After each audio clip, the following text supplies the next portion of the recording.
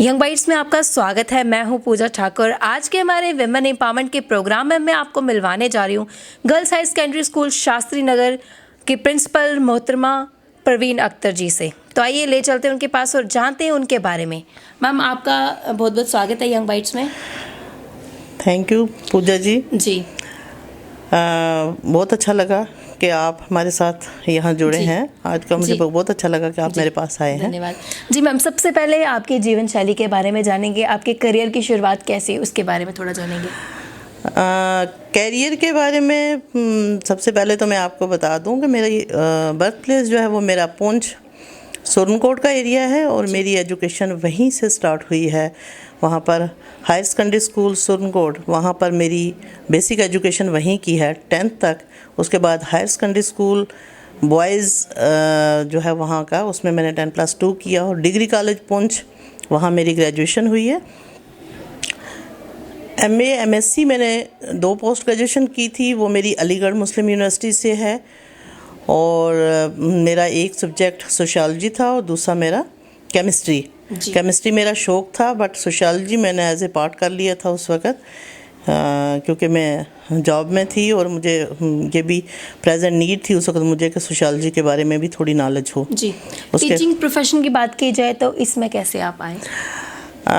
Basically मेरी अपना M ही teaching profession में था। मैंने किसी और तरफ अपना अप्लाई ही नहीं किया कि मैं कहीं मेडिकल या किसी और में, क्योंकि मैं अपने हमारे जो फादर साहब थे वो भी एजुकेशन डिपार्टमेंट में थे और उनकी लाइफ को देख के मुझे बहुत अच्छा लगता था। मैं सोचती थी कि सोशल सर्विस और प्रेजेंट नीड थी कि हमारे वहाँ पर फीमेल एजुकेशन जो है वो कम थी।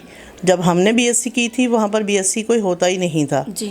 तो जब हम लोगों ने 10th में मतलब 10th की और 11th में हमने मेडिकल रखा, हमने ये सोचा कि हमारे इस प्रेजेंट टाइम में अगर टीचर नहीं है तो आने वाले दौर में हमारा हम पीछे ही रह जाएंगे। तो हमने मेडिकल लेके ग्रेजुएशन की, फिर MSc की, ताकि आने वाले टाइम में अब हमें वहाँ पर इस चीज़ की कोई परेशानी नहीं है। जिस तरह से आपने पहले बताया कि फीमेल एजुकेशन कम थी उस टाइम की, अगर आज के टाइम की बात की जाए तो कितना रिफॉर्म आया है?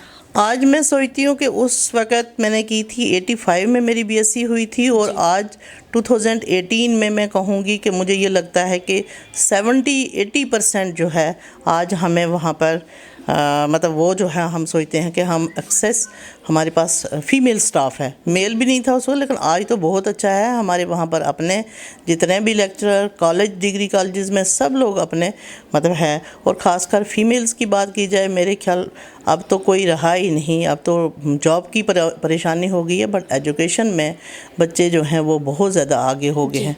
तो जब हमने की थी, हमने इसी शौक़ से की थी कि आने वाला टाइम जो है हमारे बच्चों का वो जो है साइंस एंड टेक्नोलॉजी में आगे की तरफ जाए और फीमेल्स जो हैं हर फील्ड में आगे होनी चाहिए। जिस तरह से आपने शुरुआत में ही कहा था कि आपका एम था टीचिंग प्रोफेशन में आना, तो कुछ जैसे आजकल की अगर जनरेशन की बात की जाए तो वो एक गोल नहीं रखते हैं, उनका अलग रहता है। कोई बोलता है IAS करना, कोई बोलता है KS करने, कोई टीचिंग प्रोफेशन है, अलग अलग वो सिर्फ ऑप्शन रखते हैं। तो आपका जैसे एक गोल था, आपने एक एम सेट कर दिया था कि और उस पर ही आप आगे उतरे। तो जो बच्चे ऐसी सोच रखते हैं उनके लिए आप क्या कहेंगे कि किस तरह का उनको बनाना चाहिए, क्या करना चाहिए? वैसे पूजा जी मैं आपको बताऊं, मेरा तो ये है कि बच्चों की, आज के बच्चे जो हैं वो बड़ी मतलब उनकी सोच जो है, हम पेरेंट्स उनको कोई मतलब एक गोल की तरफ जाने ही नहीं दे रहे हैं जी। बच्चा 12th तक सोचता है कि मैं मेडिकल लेके डॉक्टर बनूंगा।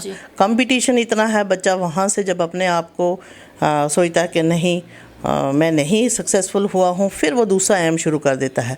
मैं तो ये कहूँगी मतलब इस चैनल के माध्यम से कि बच्चों को 10th या 12th में ही एम नहीं, गोल नहीं सेट करना चाहिए।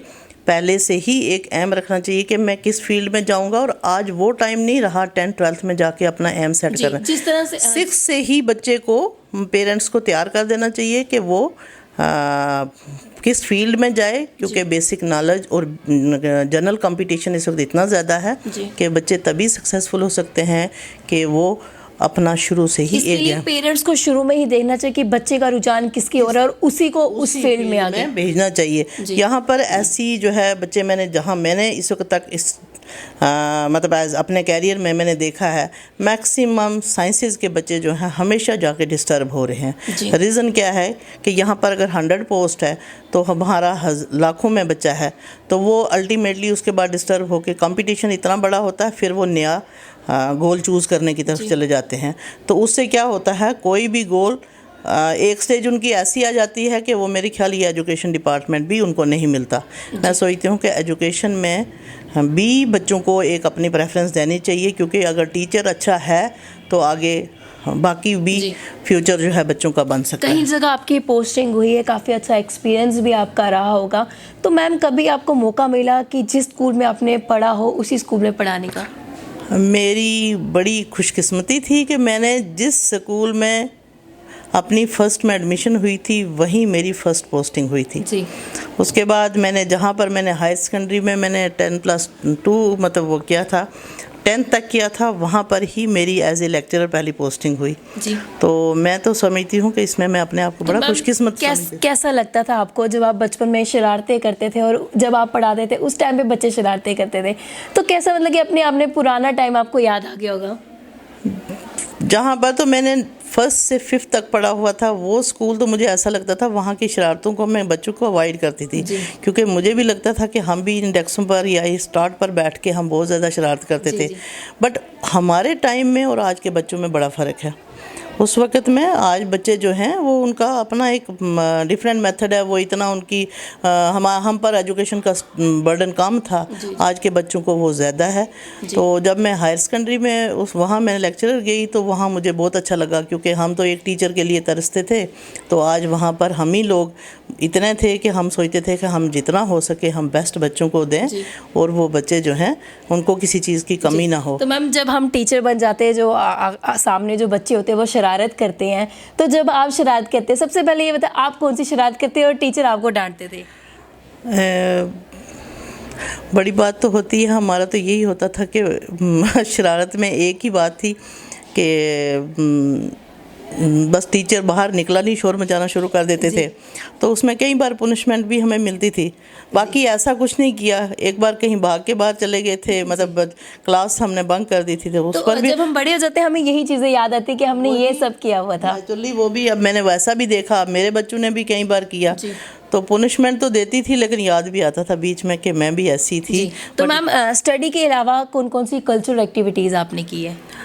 मैं एज ए स्टूडेंट तो मैंने कोई मतलब प्रोग्राम ऐसा है नहीं जो मैंने छोड़ा हो, क्योंकि हमारे टाइम में आज तो बच्चों को बहुत कम है, उस वक्त होता था स्पोर्ट्स में होता था, कल्चर में डांस वगैरह के जो भी प्रोग्राम होते थे। तो आपका कौन सा फेवरेट रहता था कल्चरल एक्टिविटीज़? कल्चरल एक्टिविटीज़ में डांस तो हम हर कोई जहाँ भी होता था वहाँ पार्टिसिपेशन होती थी, कहीं कहीं सिंगिंग का भी कर लेते थे, क्योंकि वहाँ उस वक्त हमें 15 डेज़ के बाद मतलब फोर्टनाइटली होते थे प्रोग्राम, तो उसमें हम अपना जो है वो देते थे, मतलब जो हमने प्रोग्राम सेट किया होता था उसमें हम सिंगिंग भी करते थे, डांसिंग का भी था।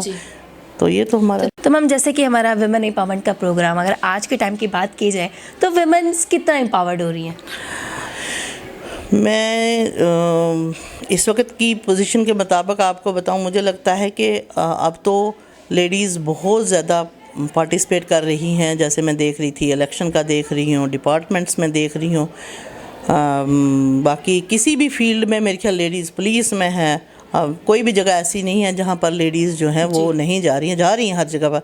लेकिन मैं फिर भी ये कहूँगी कि अभी भी मुझे लगता है कि फ़ीमेल्स को वो फील्ड्स अडॉप्ट करनी चाहिए जिससे कि वो आगे सोसाइटी को कुछ दे सकें, ना कि खाली जॉब के लिए। तो उस हिसाब से मैं सोचती हूँ कि अभी लेडीज़ को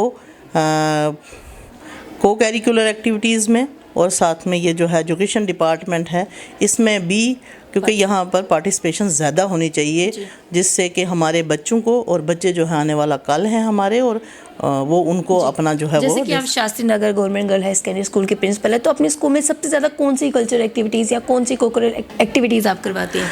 इस वक्त मुझे अभी यहाँ आए हुए मेरे ख्याल 3-4 मंथ हुए हैं, बीच में हॉलीडेज़ थी। जब से मैं आई हुई हूँ मैंने यहाँ पर अपना स्पोर्ट्स में जितने भी इस वक्त तक हमारे यहाँ हुए हैं एक्टिविटीज़ के लिए, वहाँ सारे मेरे बच्चों ने खो खो में मतलब स्पोर्ट्स में भी वहाँ पर पार्टिसिपेट किया है, और साथ में सिम्पोजियम, डिबेट्स, और ये आए दिन में स्कूल में यहाँ पर हमारे हो रहे हैं। और साथ ही साथ में ये जो हमारे कल्चरल एक्टिविटीज़ हैं यहाँ पर डिफरेंट हमारे वो हुआ था, वन एक्ट प्ले हैं, दूसरे जो कोई ना कोई एक्टिविटीज़ जो है वो लग रही है हमारे यहाँ, कंटिन्यू चल रहा है हमारा। हमारे माध्यम से जो भी व्यूअर्स आपको देख रहे हैं, चाहे महिला हो चाहे पुरुष हो, क्या मैसेज देना चाहेंगे आप? मैं अपने जितने भी देखने सुनने वाले हैं उनको मैं यही मैसेज देना चाहूँगी कि वो अपने बच्चों को जिस भी फील्ड में वो जाना चाहते हैं उनको उसी पर सपोर्ट करें, और उसकी मतलब अपनी इच्छा के मुताबिक, उसकी अपने सोच के मुताबिक ही उसको अपना फील्ड जो है चुनने के लिए दें। उस पर थोपे नहीं कोई चीज़, ताकि वो अपनी जो है एक्चुअल लाइन छोड़ के वो अपना कैरियर चूज़ ना कर सके और वो डिस्टर्ब सारी लाइफ रहे उसकी।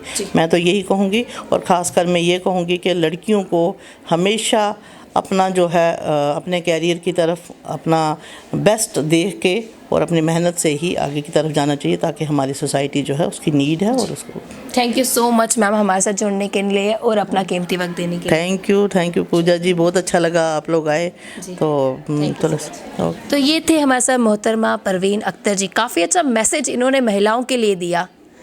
वीडियो जर्नलिस्ट अभिषेक के साथ मैं पूजा ठाकुर, यंग बाइट्स जम्मू।